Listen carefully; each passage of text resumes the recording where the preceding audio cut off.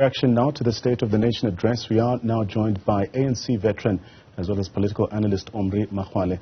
Dr. Makgoale, pleasure to have you on the program this evening. So we've heard from the President giving what some call a very lengthy statement. But as an analyst, are you convinced by President Cyril Ramaphosa's statements, or do you see them more as a political maneuvering? Yes, I think I would say maybe in terms of presentation of his State of the Nation address, his presentation was, good as it can be. And, of course, he cannot really change the facts, of the situation at the moment. And I think he acknowledged some of those facts, especially the issue of the power, the electricity problems and the logistics problems, which are at the heart of unemployment, so I think he acknowledged that. And I think in terms of presentation, maybe it was fairly well done. So the overarching theme from the President has been efforts to address the high unemployment rate in this country.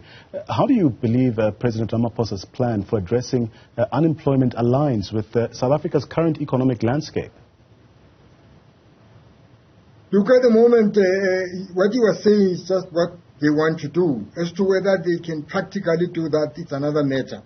Because our biggest problem in the ANC and in the state at the moment is the personnel, meaning the structures, the director generals, the ministers, the management of Transnet or Eskom, those people in executive positions, in those positions.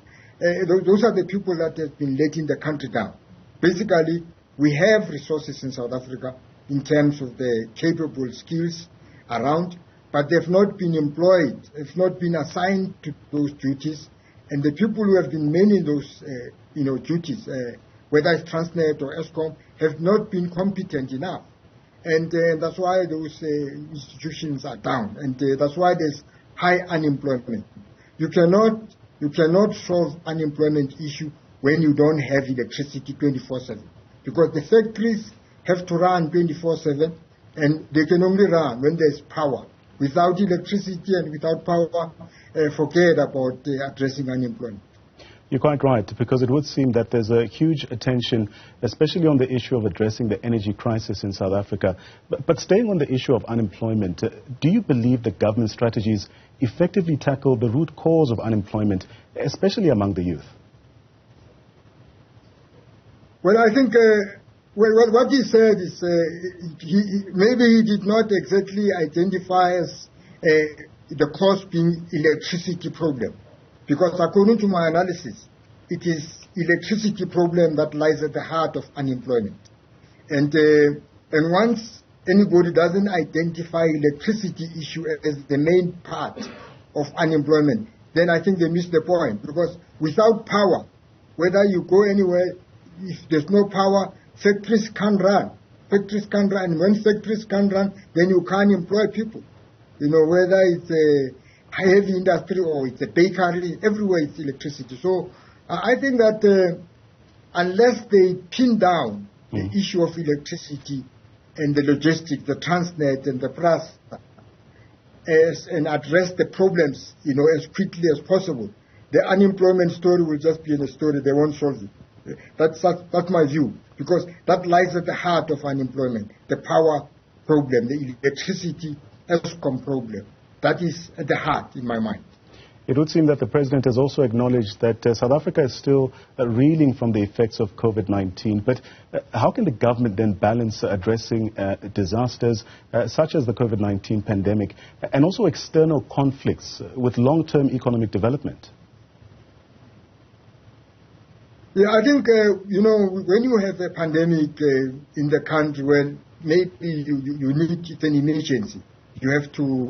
You can't have maybe future plans properly for emergencies normally, because they come they are like an accident. When you are driving your car from one destination to another, you get an accident, then you have to respond to the accident. So I would take COVID like an accident that the country faced, and they had to develop emergency procedures to attend to it. So maybe on COVID, maybe I won't blame them much on that.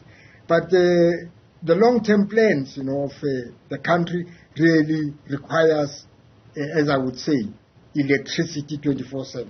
That is the main issue. And until they address that, all these other things will just be hearsay.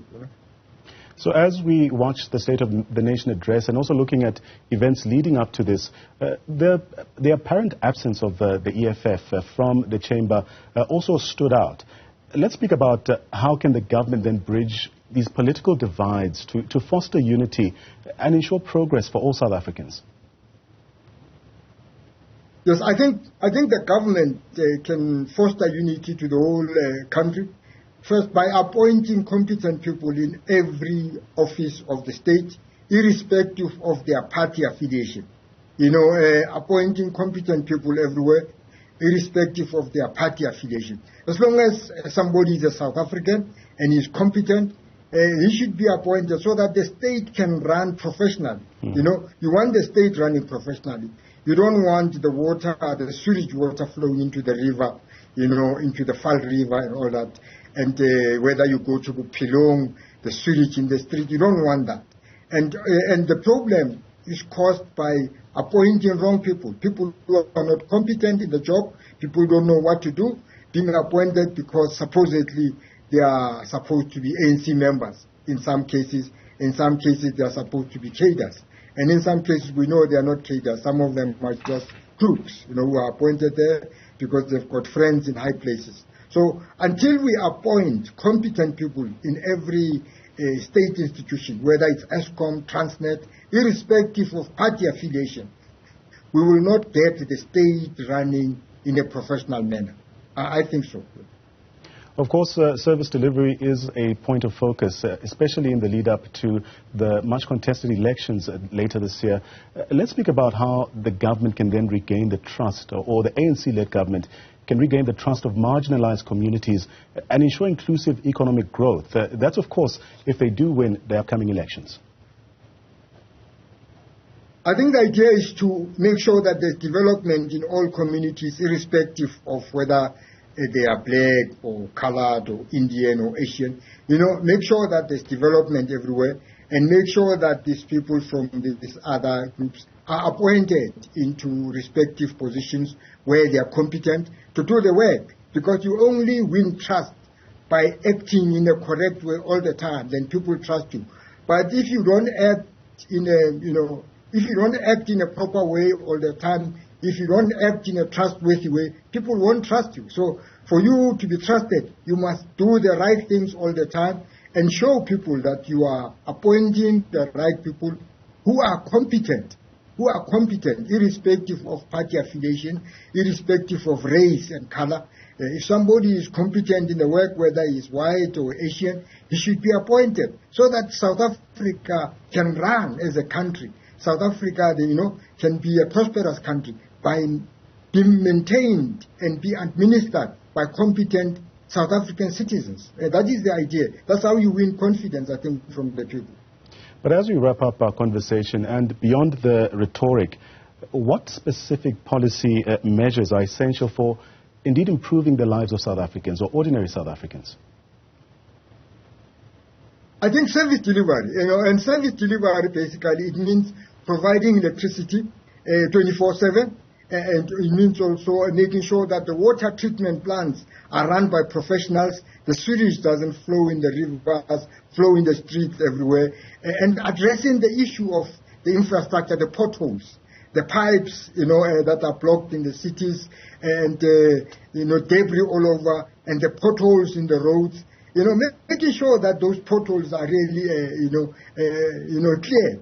At the moment, every town you go to, there's a pothole. Every time you go to, there are potholes. The lines are not marked properly. So those are things that should be done. Like they should be done by the state, and the state is failing in this regard. That was ANC veteran and political analyst Omry Makgoale giving us his reaction to the State of the Nation address.